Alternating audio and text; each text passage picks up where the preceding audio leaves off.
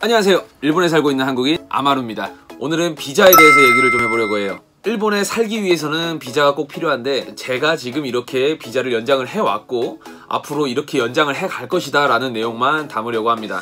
저 같은 경우에는 이제 아실 게 고졸입니다. 대학교를 자퇴했기 때문에 이제 한국에서 있었을 때는 이제 대학교를 들어간 것까진 좋아요. 들어간 것까진 좋은데 이제 군대를 갔다 오니까 되게 더 이상 공부를 못하겠어, 나는 그냥 여기에서 돈이나 벌래 라는 쪽으로 자퇴한 흔한 케이스 중에 하나죠. 그렇게 해서 이제 허송세월을 사실 보내다가 워킹홀리데이로 일본에 와가지고 그 워킹홀리데이 때문에 지금까지 살고 있는 지금의 제가 됐어요. 처음에 워킹홀리데이는 1년입니다. 1년을 한 반년 살 때쯤에 나는 일본에서 한번 살아봐야겠다 라고 생각하고 여러가지를 찾아보는 과정 중에서 대졸 이상이 되게 비자가 나오기가 쉽다라는 글을 봤어요. 주위 사람들한테도 그렇게 들어왔고 지금 현실적으로 그 일본에 있는 이런 그 회사들이나 하물며 식당에서도 대졸 이상이 되게 비자가 잘 나와서 대졸 이상자들에게 비자 발급 가능합니다 라는 글들도 많이 올라와 있어요. 그런 거 보고 나니까 그러면은 나는 이 비자를 전문대학교를 가야겠다 라고 생각을 했는데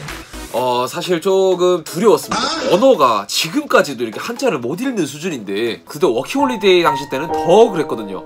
거의 뭐 말도 못하는 수준이었기 때문에 그래서 한국 계열 쪽으로만 이제 일을 하고 그랬는데 어버바하게 이라시아이마세 이런 거 하면서 그렇게 해서 지내왔는데 어학교는 비자가 거의 100% 나온다고 해요. 그 학교에 이제 입학하기만 하면은 비자는 100% 2년이 나온다고 합니다. 그래서 저는 그 입학을 바로 넣은 케이스예요. 이제 학비도 알아보고 제일 싼 곳으로 해도 상관없습니다. 그 비싼 곳으로 가봤자 자기가 공부 안 하면 그만이에요. 제일 싼 곳에서도 자기가 공부를 그만큼 열심히 하면은 참 충분히 할 수 있다고 생각합니다. 오히려 그 한국에서 배우는 일본어가 오히려 여기 와서 도움이 될 정도로 사실 일본어 선생님이 막 이렇게 일본어로 얘기해봤자 이렇게 다 귀에 속속 박히면서 공부가 되진 않아요. 내 스스로 하지 않으면은 그거는 좀 별로 의미가 없다. 그래서 제가 생각했던 건 뭐였냐, 어학교는 가봤자 이제 오전 9시부터 해가지고 오후 1시 전에, 그러니까 3시간 조금 넘는 시간에서 끝나게 돼요. 일본어만 하기 때문에 그렇게 길지가 않단 말이에요. 그래서 내가 생각했던 거는 내가 지금 이 일을 하면서 돈도 벌고 내가 좀 놀고 있는 이 여유로운 시간도 있는데 여기다가 오전에 학교 가는 것만 추가를 해서 똑같이 일을 하면서 지내보자 라고 해가지고 저는 어학교를 먼저 왔습니다. 어학교에서는 비자가 2년이 나왔고 어학교를 다니면서 그나마도 되게 보탬이 됐어요. 1급까지는 아니었더라도 JLPT 2급은 그 어학교에서 취득을 했습니다. 그래서 확실하게 도움이 되는 걸로. 그 학비에 이제 그 뭐 JLPT 보는 한 5만원 정도 내잖아요. 그 2년 안에 4번까지 그 학비에 다 포함이 되어 있습니다. 그렇기 때문에 그 4번은 자기가 실력이 안 돼도 다 지원하시는 게 나아요. 한 해에 이제 여름 때 한 번, 겨울 때 한 번 있기 때문에 그 4번은 무조건 넣으셔야 됩니다. 공짜예요. 공짜가 아닐 수도 있으니까 알아보시고요. 그래서 어학교가 이제 1년 반 정도가 지났을 무렵에 진학 준비를 하기 시작합니다. 대학교를 나온 애들이랑 전공이 맞는 애들은 이제 취업 준비를 하고 있어요. 제가 생각해봐도 제가 뭐 이렇게 프로그래밍 쪽을 나왔는데 프로그래밍을 어디다 내세울 그런 정도의 실력도 아니고 그냥 이 프로그램을 좀 더 배워봐야겠다라는 이제 하찮은 생각을 가지고 전문대학을 알아보기 시작합니다. 전문대학을 알아봤더니 컴퓨터 과목들이 비싸요. 1년에 막 1000만원, 100만원이 넘어가는, 기본 우습게 넘어가요. 100만원이 만만치는 않더라고요. 그래서 또 생각을 합니다.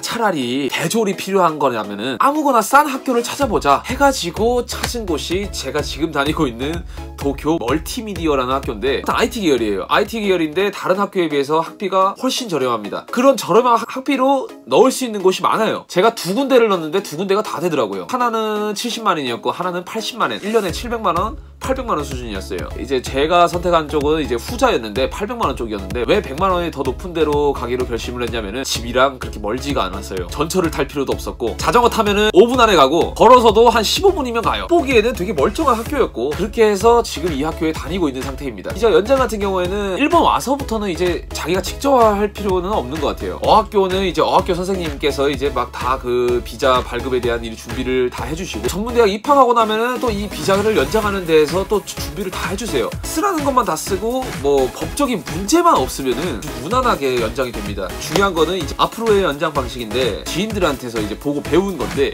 취직 활동 비자입니다. 그러니까 이제 대학교를 나오고 나서 내가 취직하기까지 준비할 수 있는 비자를 또 발급을 받을 수가 있어요. 6개월짜리인데 6개월짜리를 총 2번, 그러니까 워킹홀리데이는 이제 1년짜리가 한 번인데 그 6개월짜리가 2번까지 가능해요. 그 2번을 다 쓰고 한국에 돌아가는 사람이 있는가 하면은 그 2번을 다 쓰고 계속 일을 하고 있는 사람이 있어요. 그 비자 같은 경우에는 내가 또 이제 워킹홀리데이처럼 되게 자유롭게 지낼 수 있는 1년이기 때문에 저축을 하기에도 좋을 것 같고 다시 워킹홀리데이 1년 같은 느낌을 받을 수 있을 것 같아서 되게 기분이 설레요, 솔직히. 하여튼 저의 지금 체류 기간은 워킹홀리데이 1년, 어학교 2년, 그리고 전문대학교 2년이 되겠죠. 그리고 나서 이제 그 취직 활동 준비 비자로 1년을 연장을 하고, 그리고 나서 이 나머지는 들어갈 수 있는 회사로 취직을 해가지고 비자를 발급을 받게 되면 그 이후로 이제 10년을 채워서 영주권 비자를 신청하려고 합니다. 그 영주권 비자 같은 경우에는 이제 보통 10년이라고들 얘기를 하더라고요. 그런데 제 아는 분들 중에 8년 살아가지고 영주권 비자를 받으신 분이 계세요. 그 영주권 비자가 있다고 해서 이제 쭉 이어지는 게 아니라 또 재발급 시기가 있어서 재발급을 받으러 가야 되는데 어찌됐든 이어집니다. 영주권 비자는. 그 이어지기 때문에 내가 뭐 법적으로 문제가 생기지 않는 이상 그거는 별다른 까다로운 절차 없이 연장이 되게 쉽다고 하더라고요. 그런 상태로 준비를 하고 있습니다. 그렇게 돼서 이제 무난하게 만약에 10년을 제가 여기서 살고, 저는 이제 10년을 다 채울 생각인데 이제 기본적으로 10년 살면은 이제 나오기가 쉽다고들 하니까 뭐 또 어떻게 될지 모르는 건데, 제가 지금 생각했을 때 좀 남들이 보기엔 좀 어리석다고 생각할 수도 있어요. 뭐 미래도 없이 이럴 수 뭐 그런 얘기를 하실 수도 있는데, 제가 생각하기에는 여기서 프리터로도 절대로 굶어 죽지 않을 정도의 벌이가 생겨요. 저는 이렇게 영주권을 받게 돼서 이제 그때부터가 또다시 저의 새로운 시작이라고 생각합니다. 뭐 간단하다면 간단하게, 복잡하다면 복잡하게 설명을 했는데 가장 쉬운 방법은 일본인과 자, 그렇게 해서 또 뭐 생각이 바뀌어서 또 어떻게 될지는 모르는 뭐 사람 일이라는 게 내가 예상하고 계획한 대로만 흘러가면 얼마나 좋겠습니까? 그렇지 않을 확률이 높기 때문에 저는 이렇게 지내고 있다, 이렇게 연장을 해가지고 살고 있다라는 거를 이제 알려드린 거고, 만약에 저랑 비슷한 처지에 이런 고민을 하고 계신 분들께는 분명히 도움이 될 거라고 생각합니다. 또 상황이 저랑 달라서 궁금하신 점이 생기면은 이제 또 댓글 남겨주시면 제가 또 아는 지식 선에서 그래도 5년 살았으니까 현실적인 방안으로 제가 답변을 드릴 테니까요. 또 그 댓글 남겨주시면 감사하겠습니다. 그런 거로 또 저는 다음 영상에서 뵙겠습니다. 자나?